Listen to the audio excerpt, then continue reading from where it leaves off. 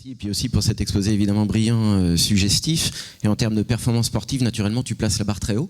Donc je vais tâcher d'apporter peut-être sur certaines images que nous avons d'ailleurs en commun. Nous aurions dû nous concerter, on se voit trop peu finalement.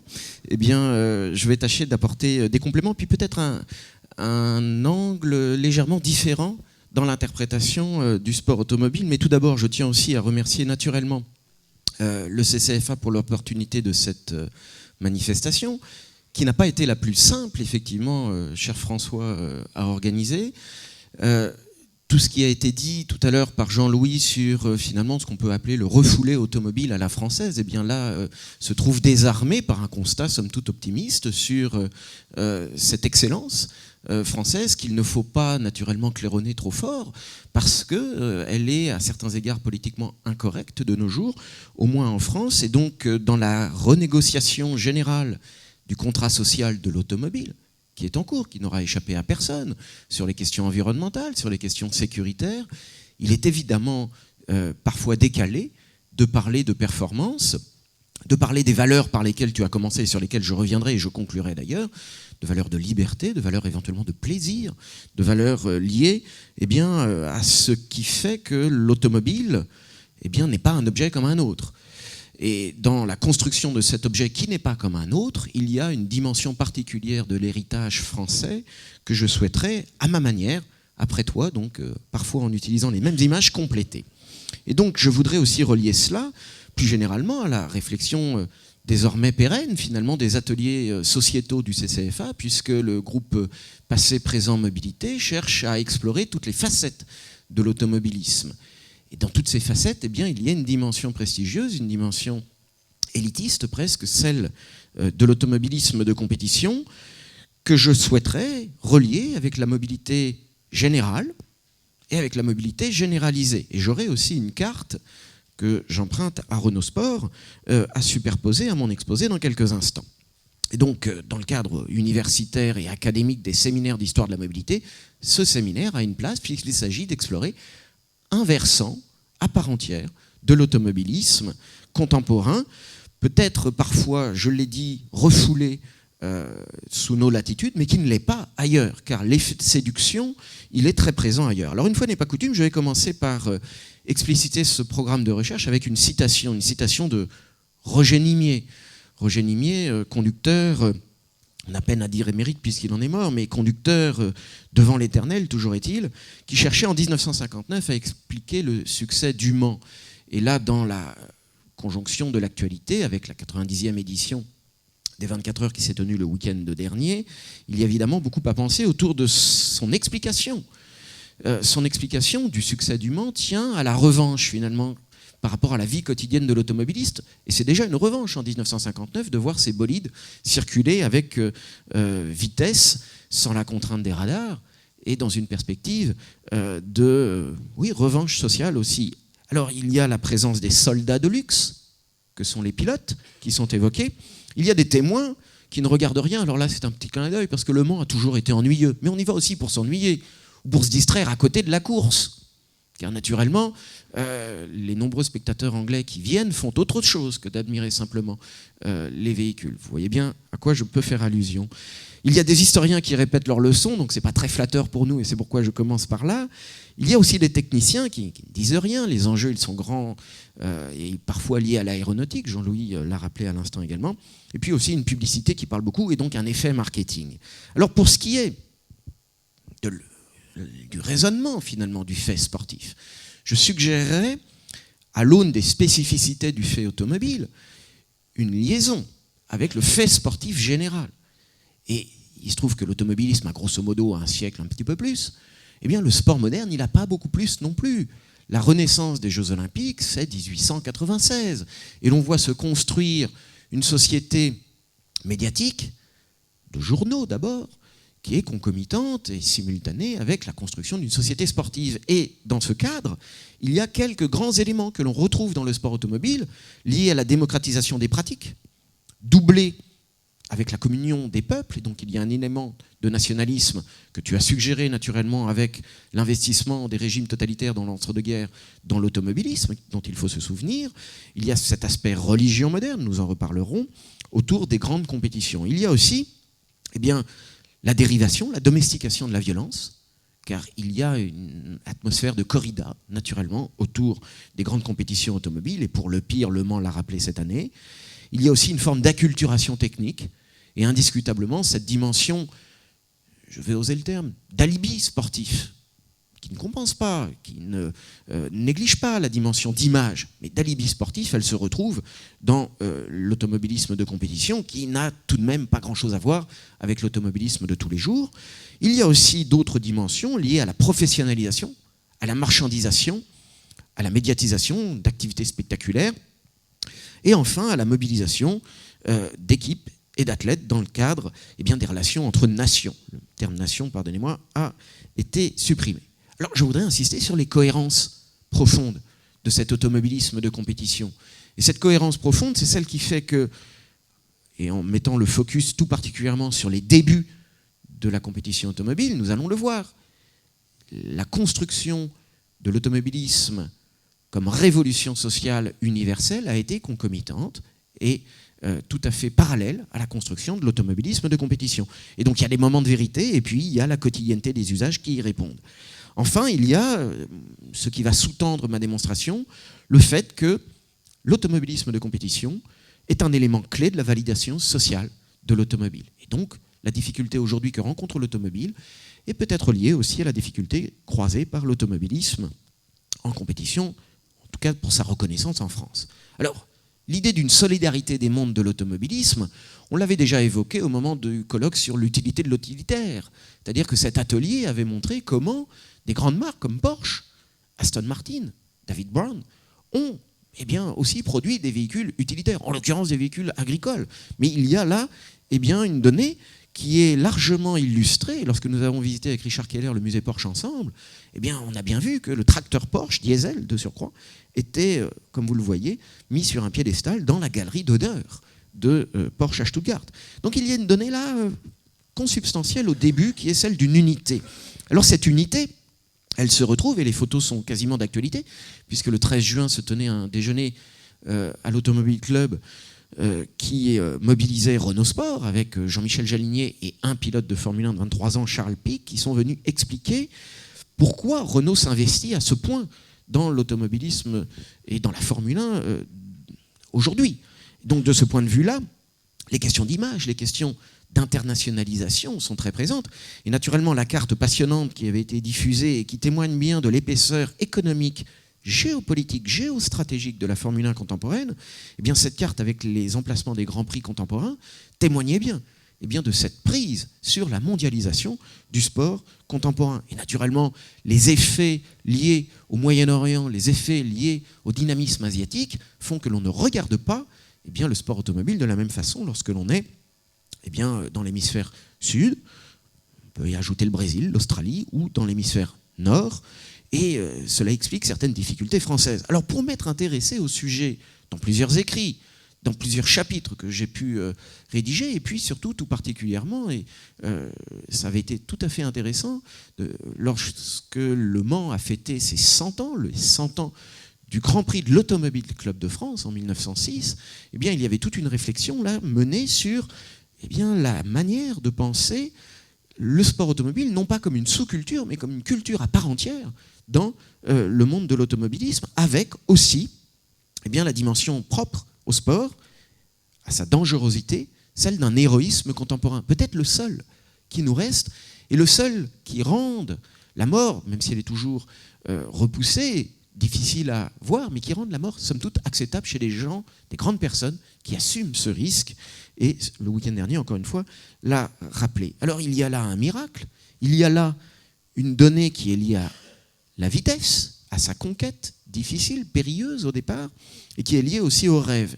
Et cette citation d'Alessandro Baricco, dans un roman très très intéressant, qui s'appelle Cette histoire-là, qui est tout entier tourné autour de ce phénomène automobile, rappelle que l'automobile, clairement, est perçu comme un élément quasi divin à ses débuts. Et là, nous sommes en 1903, au moment du tragique Paris-Madrid qui a été rappelé tout à l'heure. Alors la transfiguration mythique, c'est vraiment pour le plaisir, mais la transfiguration mythique autour de ce que Hollywood a pu en faire, Steve McQueen et bien d'autres, eh bien cette transfiguration, elle est naturellement très présente, et je ne vais pas abuser, je pourrais être beaucoup plus long, mais ce n'est pas l'objectif véritablement.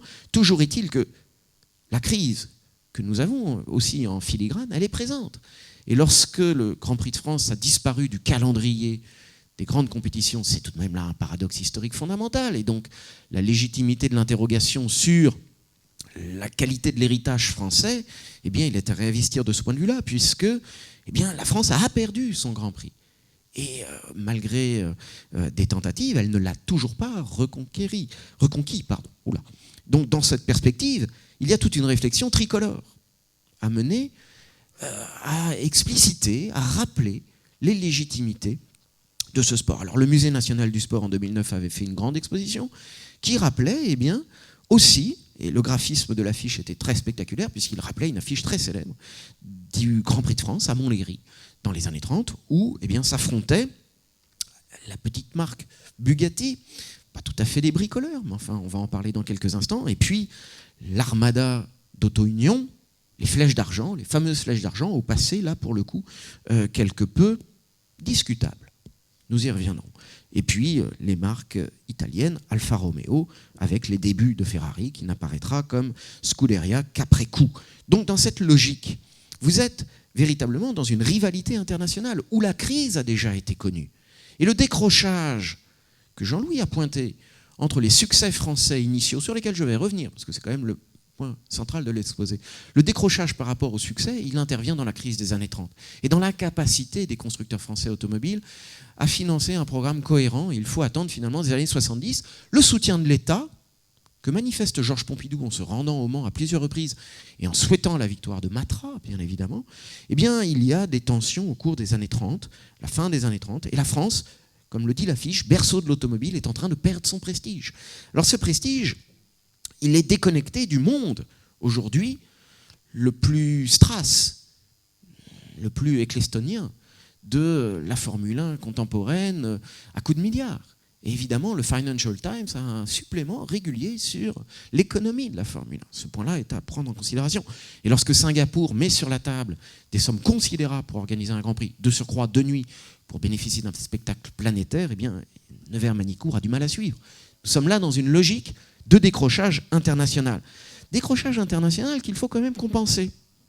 Et il faut rééquilibrer le tableau. Le Mans garde cette suprématie évoquée tout à l'heure. Le Mans, par des voies détournées également. Le Mans classique, événement majeur de l'automobilisme classique, de l'automobilisme de prestige, qui, eh bien, tous les 2 ans, organise une grand-messe de cette automobile. Alors, les lieux de course peuvent être en péril. Cela avait été étudié dans Vieille Maison Française, lorsque l'on s'était intéressé au patrimoine automobile. Les lieux, peut-on les classer? À quel degré intervenir? Sur le bâtiment, sur le bâti, ou au contraire sur la route, ce qui est beaucoup plus difficile. Bref, il y a là des tensions. Cet après-midi, nous les réévoquerons naturellement dans la première table ronde. Alors, cette légitimité initiale, j'y reviens, elle part de là. Elle part de la fondation du premier automobile club au monde, l'Automobile Club de France, 1895. Elle part du contrôle que s'arroge l'Automobile Club sur les premiers concours, qui sont à la manière des challenges sportifs, des concours de véhicules utilitaires, des concours de voitures de livraison, et puis la première course. La première course avec un règlement, gagné par Panhard et Levasseur. La première course qui explicite bien dans son règlement l'enjeu. Et donc, si je me permets de vous infliger cette longue citation, le premier règlement de cette compétition Paris-Bordeaux-Paris, eh bien, pose le fait que l'épreuve de 1200 km, c'est ce qui est en gras au cœur de l'image, à laquelle les concurrents prennent part, pourra être décisive au point de vue de l'usage pratique, présent et à venir de la locomotion automobile. Et puis on lit juste après qu'il s'agit d'éviter les accidents et d'éviter les discrédits possibles de l'automobile qui perturbe naturellement l'espace des campagnes. Mais comprenez bien que dans la logique de validation du système général de l'automobilisme naissant, eh bien c'est par la compétition, par la démonstration du fait qu'une automobile peut aller vite et de façon sécurisée que l'automobilisme général va triompher. Alors, le triomphe, c'est l'arc de triomphe, pas très loin d'ici, enfin qui a été déplacé de façon un peu cavalière, de la Porte Maillot au petit square qui est juste à côté, mais il est visible en pèlerinage si vous avez 5 minutes tout à l'heure, enfin il en faut un peu plus pour descendre l'avenue de la Grande Armée, mais c'est très intéressant de le voir. Eh bien vous avez Émile Levasseur qui triomphe avec sa queue de vache là, qui pendant 24 heures, 48 heures, non 24 heures ça suffit, a bien triomphé dans cette épreuve. Alors l'effet d'entraînement, l'effet d'épicentre parisien et français, il est très spectaculaire lorsque l'on fonde la FIA, la Fédération internationale d'automobile, dont les locaux, pour partie, sont toujours dans l'hôtel de la place de la Concorde. Et donc, dans cette logique-là, à partir de 1904, vous avez des fédérations internationales qui vont calquer leur fonctionnement sur le fonctionnement, au départ, parisien.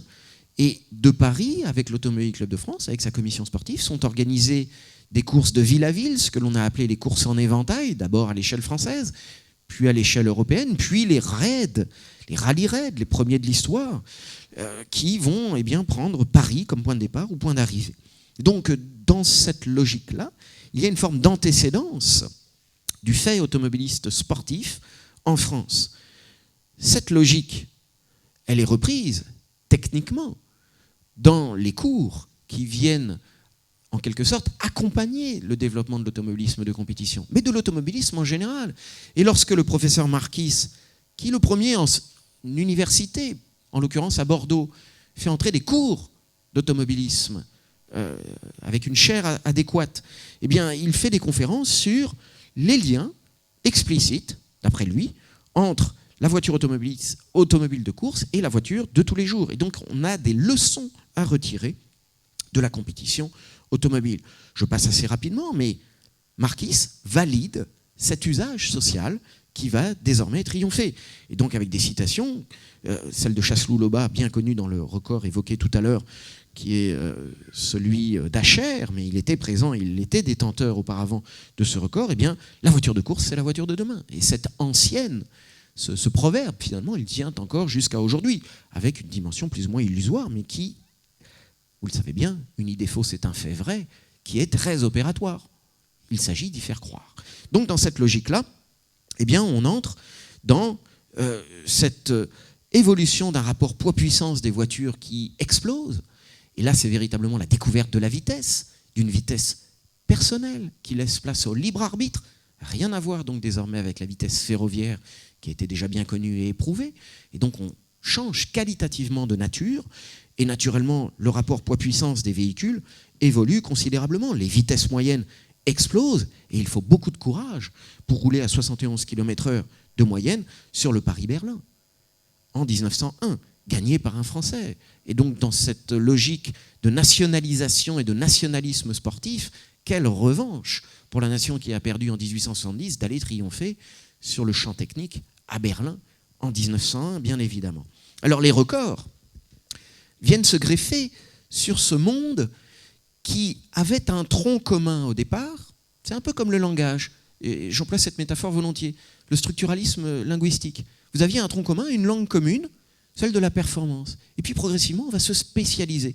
Et c'est là, naturellement, que la fédération automobile va spécialiser les disciplines. Et donc les véhicules ne vont plus concourir les uns contre les autres de façon indifférenciée. Il va y avoir désormais des rivalités bien spécifiques. Et donc un monde des records qu'on va laisser assez rapidement aux anglo-saxons.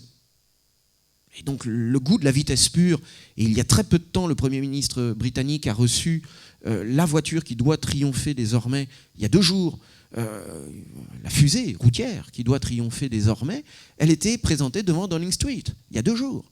Et c'était dans les journaux gratuits en France. Donc le monde des records est plutôt anglo-saxon, et puis les Français vont s'orienter vers l'organisation des grandes coupes, la coupe Gordon Bennett, avec une impulsion venue d'outre-Atlantique.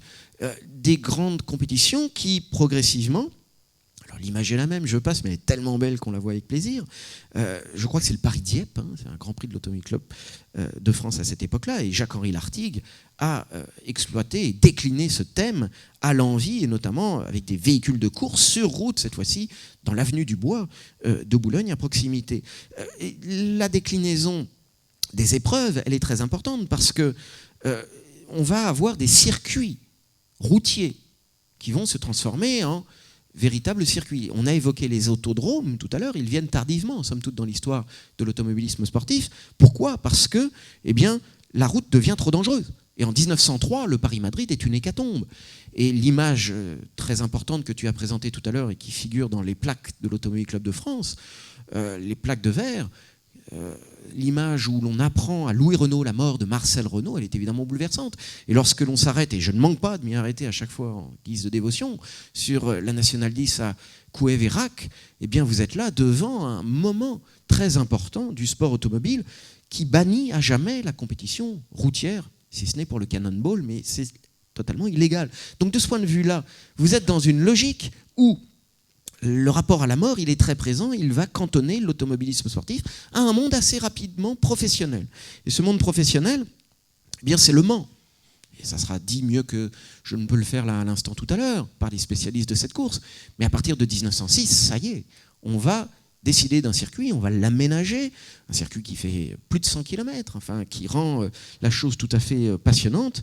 Et donc la commission sportive de l'Automobile Club de France se rend sur place avec l'Automobile Club de la Sarthe pour organiser cette compétition que Renault gagne la première année. Voici l'image à droite, enfin au fond, et Renault va se servir naturellement de ce succès pour la promotion de ses voitures. Alors, l'espace est vaincu, les auteurs de l'époque y voient une forme de morale du sport et puis une forme de victoire de la science sur la lourdeur de la physique. Et lorsque l'on gagne au Mans, eh bien, c'est naturellement tout le phénomène automobile qui l'emporte. Mais il y a une convivialité qui est aussi très importante. Et là, aussi par plaisir, mais je signale, dans les comptes rendus de la première épreuve, le camp des Périgourdins. Et qu'est-ce que le camp des Périgourdins ? Ce sont des marquis, des comtes, qui notamment sont influents à l'Automobile Club de France, mais aussi en région. Et là, le marquis de Fayolle qui organise, somme toute, un pique-nique autour de cette épreuve. Et vous avez là toute la convivialité que certains connaissent bien chaque week-end, mais des épreuves sportives, car le moment de la course, comme disait Steve McQueen, c'est le moment le plus important. Tout ce qu'il y a entre, finalement, ça ne compte pas.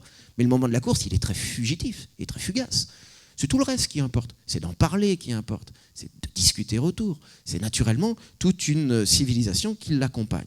Alors les victoires, évidemment Peugeot, évidemment Indianapolis et la mondialisation à partir de 1909 et de cet autodrome, le Brickyard évidemment qui est très important. Et parmi les victoires, tu as mentionné Peugeot, je ne le démentirai pas, mais aussi Delage. Et cette photo que j'ai prise au mois de septembre au Hall of Fame d'Indianapolis, eh bien, c'est la photo de la victoire d'une Delage bleue France qui l'emportait à cette époque-là. Donc une résonance mondiale. Alors les victoires Bugatti au cours des années 30, naturellement, la Type 35 et la transfiguration artistique qu'en donne Géoham dans, je pense que cette toile s'appelle la ligne droite des Hunaudières, cette aquarelle. Nous sommes là dans une transfiguration naturellement du fait automobile. Et aussi la tentative en France d'autodrome. Et donc certains les connaissent bien ici également, l'autodrome de Montlhéry, à partir de 1924, qui est inauguré, qui est toujours aussi peu accessible, enfin de nos jours, et donc c'est un vrai problème, je me permets de le signaler à nouveau. Et donc dans cette logique-là, l'autodrome de Montlhéry va accueillir, et c'est la piste des records véritablement.